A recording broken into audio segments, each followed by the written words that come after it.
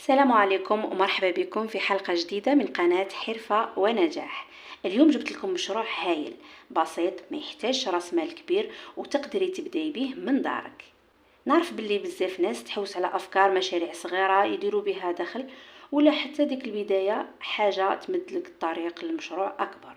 وهذه الحرفة صدقوني صغيرة في الحجم بصح كبيرة في القيمة. حامل المفاتيح، لي بورت كلي. واش هو حامل المفاتيح وعلاه نخدموه؟ حامل المفاتيح هو هذاك الاكسسوار الصغير اللي يتعلق في المفاتح كيما هادو، كيما راكم تشوفوا هادو تاع السيليكون، وكاين انواع بزاف منهم. ها عليكم، هادو البنات يتمشاو بقوه، صدقوني يبانوا لكم صغار بصح فيهم ربح بالملايين. حاجه بسيطه بصح الناس كامل يحتاجوها وتولي اجمل كي تكون مصنوعه بابداع، فيها اسم ولا عباره تحفيزيه ولا حتى صوره. تقدري تبيعيه كهديه، كتذكار في الاعراس، في توزيعات النجاح، حتى في المشاريع والشركات كبروموسيون. الانواع تاع حوامل المفاتيح اللي نقدروا نخدموهم، شوفي كاين انواع بزاف وكل نوع فيه جماله وسهولته وتكاليفه. نعطيك شويه امثله. اللي مصنوعين من الاكريليك سهلين، يجي لونهم شفاف ولا ملون ويتقصوا بالليزر ولا يدخلوا فيهم ديزاين بالطباعه. كاين اللي من الخشب يعطي طابع تقليدي وانيق، تقدري تحفري فيه باداه الحرق ولا تقصيه ماكينه ليزر صغيره. الرابع نوع الجلد الطبيعي ولا الصناعي، هذا انيق تحبيه للرجال ولا النساء، وتقدري تخدميه يدويا بالخياطه ولا التثبيت. واش نحتاجو باش نبداو؟ شوفوا البنات، ما تتقلقيش من كلمه مشروع، تبداي بحاجه بسيطه، ادوات قليله وبرك شويه افكار. مثلا نبداو بحامل مفاتيح من الريزين. واش نحتاجو فيهم؟ قوالب سيليكون باشكال مختلفه، اصباغ ولا جليتر باش تعطيه لون ولمعه، دبابيس وحلقات مفاتيح، قفازات، عصي تحريك وعلبة خلط. كل هاد الادوات تلقايهم في باكيات واللي التكلفه تاعهم تكون بين 200 و 300 الف. تقدري تبداي بهم.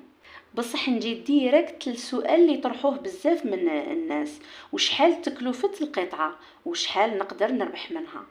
مثلا لو كان نخدم حاملة مفاتيح من الريزين، القطعة الواحدة تقدر تكلفك تقريبا بين 2000 فرنك و 4000 على حسب القوالب، المواد والديزاين. تبيعيها ب15000 حتى ل20000 حتى ل40000 اذا كانت يعني فيها اسم خاص ولا طلب مميز. نزيدك حاجة، الناس ما تشريش سلعة، تشري اللمسة، تشري الديزاين، تشري الطابع الشخصي. يعني كي تشري حاجة فيها لمسة إبداع اتأكدي باللي السعر ما راحش يكون عائق. نرجعوا لهنا لتغليف القطعة، مهمة بزاف هذه النقطة البنات. بصح حاجة نوصيكم عليها: التغليف والتقديم، ما تخليش القطعة تبان هكا عريانة، لا ديريها في كيس صغير قماشي ولا كرتونة مطبوعة فيها اسمك ولا كارت مكتوب عليها شكرا على دعمك.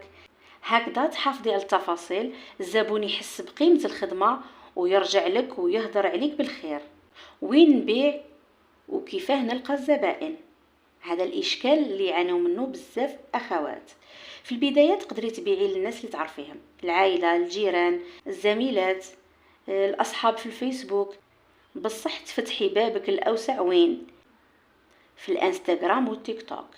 صوري اعمالك، وريهم خطوات الصنع، الناس تحب تشوف المراحل، تشوف كيفاش ديري الحاجه.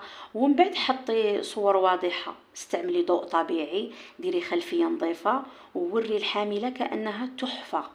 راح نمدلك نصائح من ذهب قليل اللي يمدها لك.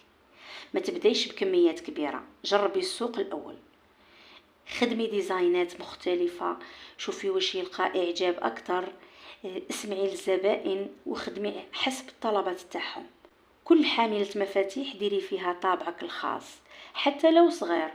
طوري مهاراتك مع الوقت، تعلمي شوية ديزاين، شوية تصوير، شوية تسويق.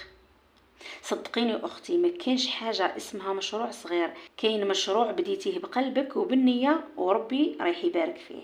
اليوم حاملة مفاتيح، غدوة عندك محل.